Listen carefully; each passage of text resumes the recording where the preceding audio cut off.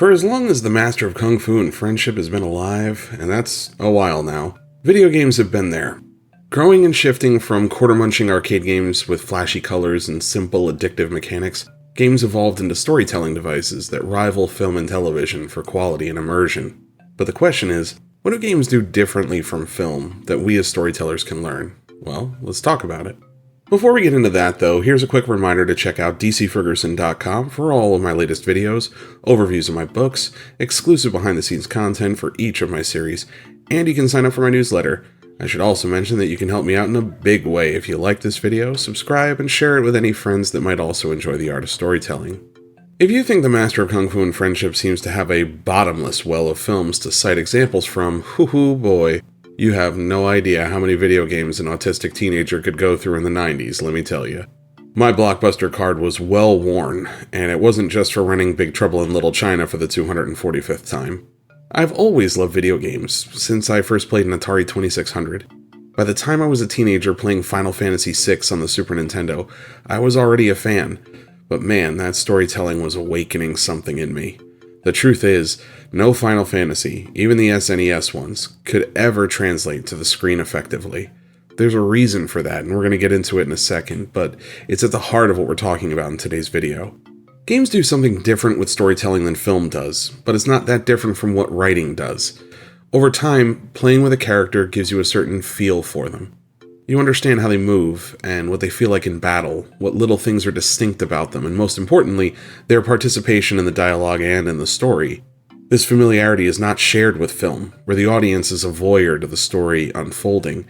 If you screwed up a bunch of times with a character before you figured them out, that's going to be missing from the film.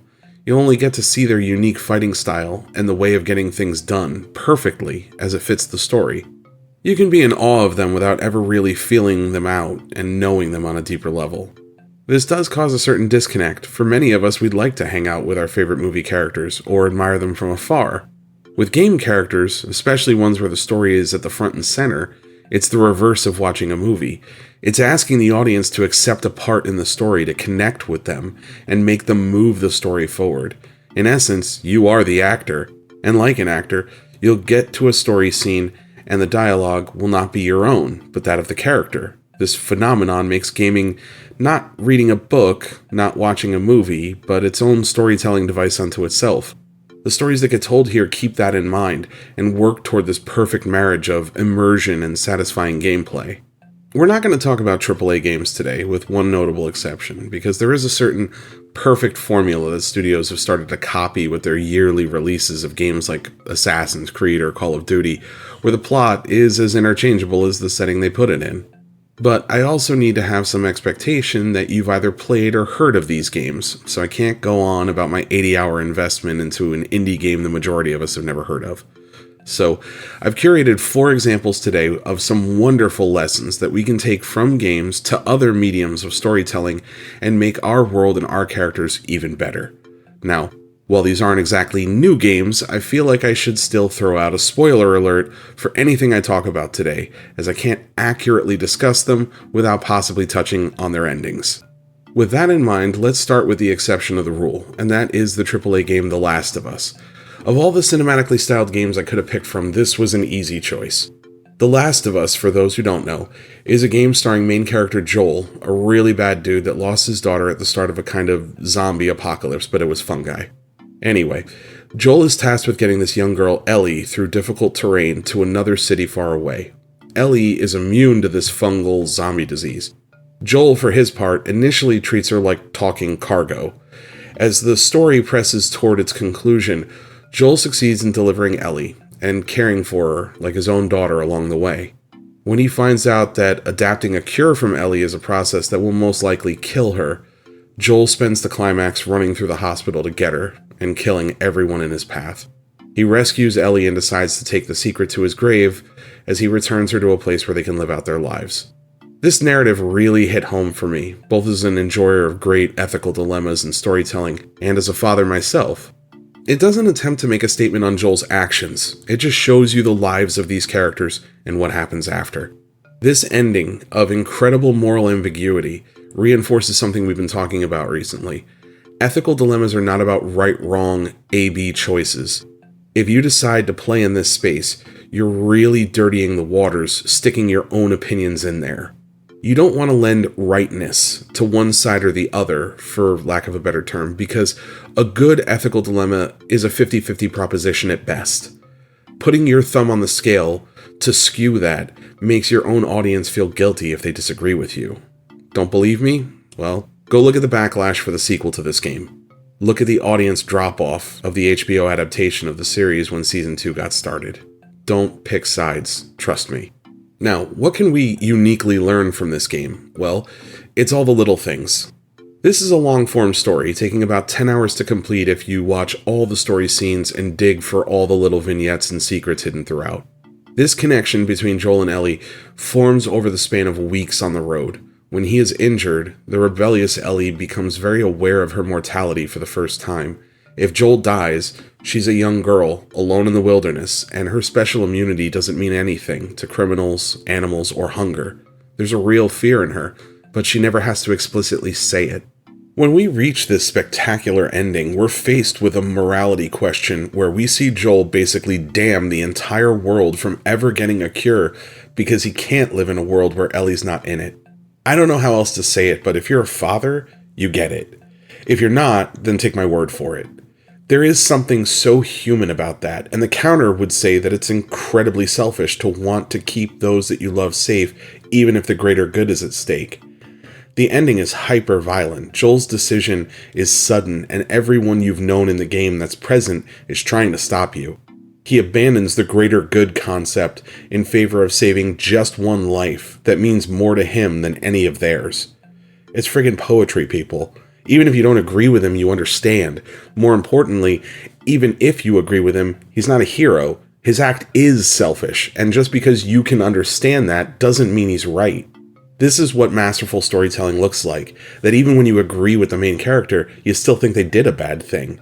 So yeah, study the living hell out of this game if you're into ethical dilemmas and long-form storytelling. Gaming rarely ever does it better than this. Now, to fully go in the opposite direction, we're going to talk about the use of symbolism in a game where everything is crazy weird, and that is the game Catherine.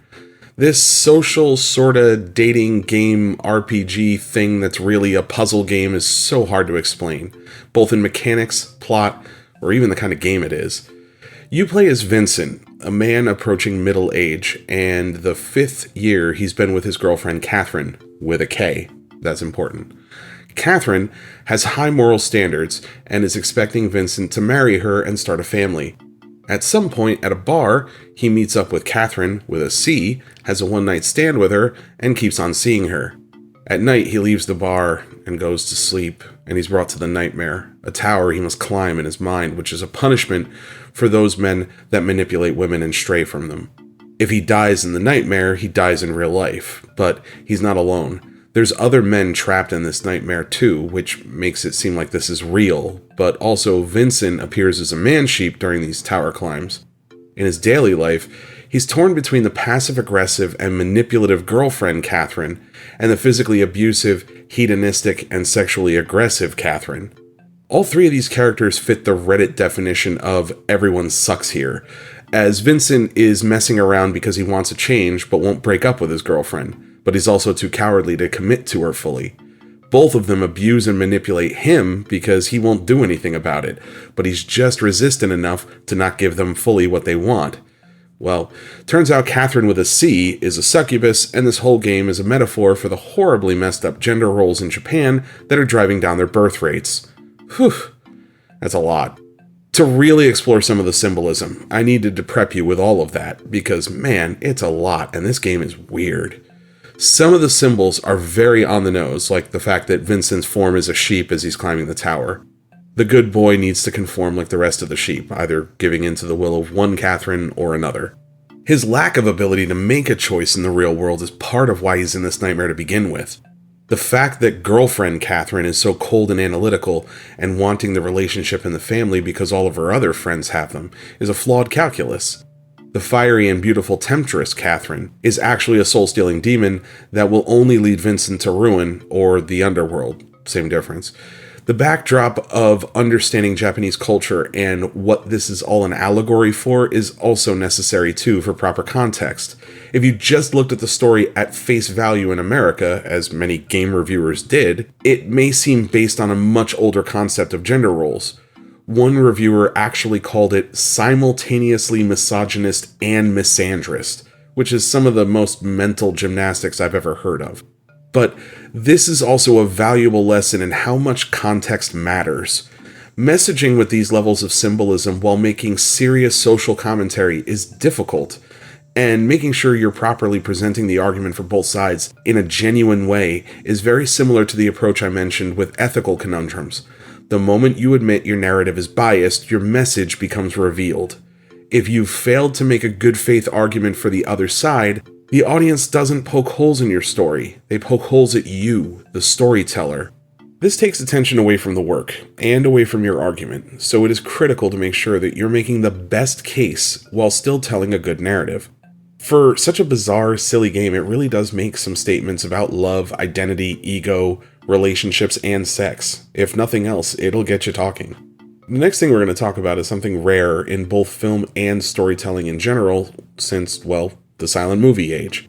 We're talking about the silent protagonist and what we can learn from them, and there are few examples better than Shadow of the Colossus. Your silent protagonist begins the game with his love, seemingly dead, laid upon an altar, as you and your horse set out on a quest that seems to be given to you by the gods of the temple itself. You roam the land for colossi, unimaginably large creatures. But this is so different from any game you've ever played. The entire level, as it were, is scaling the Colossus and finding a way to kill it. They are so large that you can sometimes become swept up in just how far the ground is below you, realizing you're only halfway there. When you slay your first Colossus, there is a feeling that you've somehow ridded the land of a scourge and are one step closer to bringing a cure to your love. When you kill the last of these forces of nature, the dark truth is revealed. In doing all this, you've freed the dread being Dorman back into the world. You return from your final battle with horns and silver eyes. Now, we can talk about the storytelling here without fully spoiling the ending, because this game truly is an experience you should have, to feel what it does to you as the audience and a player. What's so amazing about this game is how going into it with virgin eyes, the majesty of the Colossi is absolutely breathtaking for a game made in 2005. The act of slaying one feels like a massive undertaking, and victory tastes sweet. A lot of what is happening here is that we're working with the limited knowledge we've been given, and because our main character, Wander, is silent, we project all of our feelings onto him. Perhaps your main motivation is to save your love. Perhaps it's the thrill of climbing the beast, or the feeling of conquering the largest hunt ever. Whatever it is, you become invested in that, and never ask if you need more information, or if you're doing the right thing. I mean, you're winning, right? Progression of the story means it's going the way it's supposed to. And herein is the lesson. The audience for your story doesn't need an unreliable narrator to have a plot twist. All they need is the lack of information necessary to make a decision. Take that away, and they have to rely on looking within to their own values and judge based on that. It's at that moment that you can strike, to hit them with a plot twist that makes them realize they would have perhaps chosen differently if they knew better. I used a variation of this kind of storytelling in my horror novel In Shadows, where being surrounded by supernatural evil does not explain what the real problem is, or where it's all coming from. Like Shadow of the Colossus, we can steep the player, or our storytelling audience, in what feels like a righteous quest, but we don't realize we're in service of a power most vile. Killing these majestic creatures may have made all of this worse, even if we succeed. Remember, what you give away in a twisty story is equally as important as what you keep secret. Lastly, today we're going to talk about atmosphere and setting, something so hard for many of us to get right. One game that absolutely kills it on atmosphere is the Lovecraftian game Bloodborne. Victorian Gothic plague doctor style meets parasitic cosmic threats. I'll warn you first that if you've never played it, this is most definitely considered a Dark Souls game by the fans that love them and is made by the same developer. The learning curve and difficulty is crushing if you've never experienced one before. Those that can get past all that can bask in sprawling cathedrals and fear the night as the hunter goes out in search of the citizens of Yharnam that may have turned to beasts. Your average person in real life wants to be right here, inside the relative safety of a house, while the hunter hopefully rids the city of monsters, but not us. We venture down these streets looking for a fight. The thing is, Bloodborne both has an incredibly rich and deep lore, but like many Souls games is very light on story.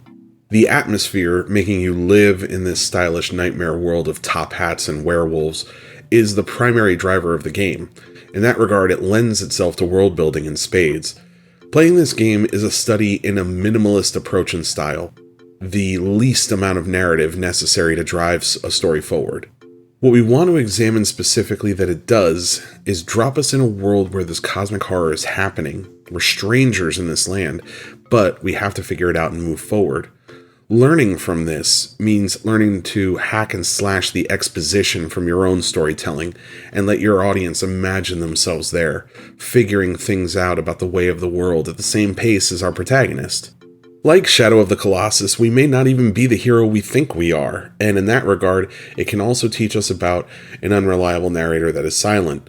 We're doing so much with so little here, but make no mistake, the world itself is so developed and fleshed out and breathing when we're not around that the minds behind this game were putting so much work in. This isn't the lazy storyteller's path to take, but it is definitely where engineering and world building goes on behind the curtain. I can't recommend this game enough, if you can stand the absolutely punishing difficulty. So, I hope you've learned a few things today. Video games have become a new medium unto themselves, and in that regard, we should look to what they're doing differently for their audiences to see what gold we can mine for ours. Gaming is such a new form of storytelling, but wow! Over the last 30 years, it has really spawned some true masters of it. There are storytellers that so uniquely understand the format that they're giving us experiences no movie or book could ever do. That's really something to be appreciated. Since the advent of YouTube and the whole genre of Let's Play videos, you don't even have to be good at them to enjoy them cinematically. So, you have no excuses for not doing your homework, even if it is summer right now. Don't forget to check out my new website, the link's in the description below. You'll also find the link there to my newsletter in the comments, where you can get a free book, read about all of my latest projects, and find other indie authors for your next great read. Don't forget to like and subscribe to hear about new videos, and as always, have fun and get crafting.